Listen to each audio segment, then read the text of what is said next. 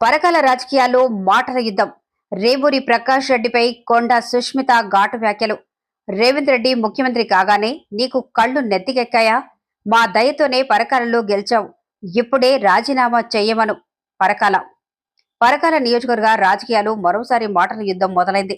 MLA Revuri Prakash రెడ్డిని ఉద్దేశించి మంత్రి కొండా సురేఖ కుమార్తె కొండా సుష్మిత చేసిన వ్యాఖ్యలు రాజకీయంగా చర్చనీయాంశంగా మారాయి. ముఖ్యమంత్రి రేవంత్ రెడ్డి అధికారంలోకి వచ్చిన తర్వాత రేవూరి ప్రకాష్ రెడ్డి వ్యవహార శైలిలో మార్పు వచ్చిందంటూ ఆమె ఘాటు వ్యాఖ్యలు చేశారు. రేవంత్ రెడ్డి ముఖ్యమంత్రి కాగానే నీకు కళ్ళు నెత్తికెక్కాయా అంటూ ఆమె ప్రశ్నించారు. గత ఎన్నికల్లో పరకాల్లో రేవూరి ప్రకాష్ రెడ్డి విజయం సాధించడంతో తమ కుటుంబం చేసిన సహాయం కీలకమని సుష్మిత పేర్కొన్నారు. మా దయతోనే గెలిచాడు. రేవూరి ప్రకాష్ రెడ్డి ఎన్నికల విజయాన్ని ప్రస్తావిస్తూ మా దయతోనే రేవూరి ప్రకాష్ రెడ్డి పరకాల్లో గెలిచాడు అని సుష్మిత వ్యాఖ్యానించారు. గతంలో తమ కుటుంబం అందించిన సహాయాన్ని గుర్తు చేస్తూ రేవూరి ప్రకాష్ రెడ్డిపై విమర్శలు గుప్పించారు. ఆ రోజు నీకు సహాయం చేసిన మా నాన్న ఈ రోజు నీకు కనిపించడం లేదా అంటూ ప్రశ్నించారు. తమ కుటుంబం చేసిన సహాయాన్ని మర్చిపోయి ఇప్పుడు రాజకీయంగా వ్యవహరిస్తున్నారనే భావనను ఆమె వ్యక్తం చేశారు.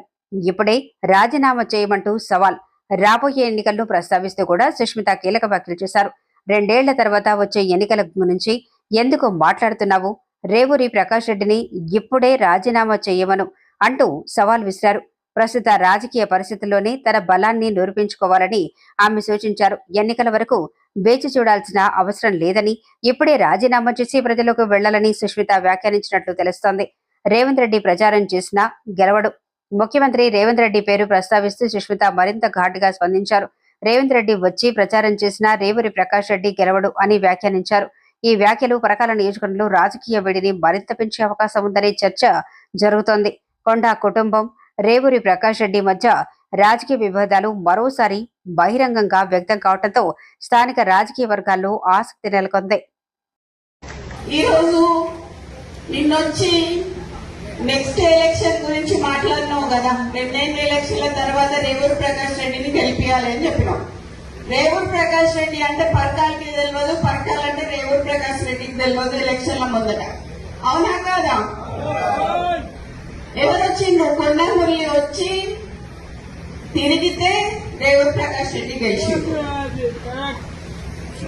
ఈ రోజు 4-5 నియోజకవర్గాలలో తిరిగి ఆ రోజు గెలిపించుకున్న వ్యక్తి, నువ్వు కార్లో కూర్చోబెట్టుకుని తిరిగిన వ్యక్తి ఈ రోజు ఎందుకు గుర్తొస్తలేదు నీకు? అంటే ముఖ్యమంత్రి అయితే కళ్ళు నెత్తికెక్కినాయా అని అడుగుతానా నేను నిన్ను? నాకు భయం లేదు. ఇవాళ పోతే రేపు 2 నాకు. ఎందుకు అని అంటే నా బిడ్డ నా కొడుకు ఎవరన్నా చూసుకుంటారు వాళ్ళని. నేను ప్రజల కోసం పనిచేసేదాన్ని, నేను ప్రజల మధ్యలో ఉండేదాన్ని.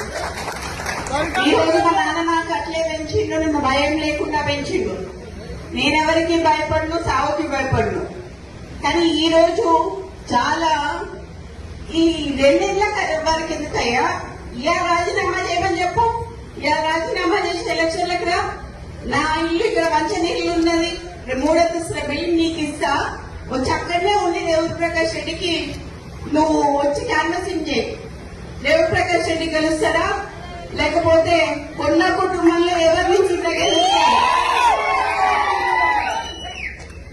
ఈ రోజు నేను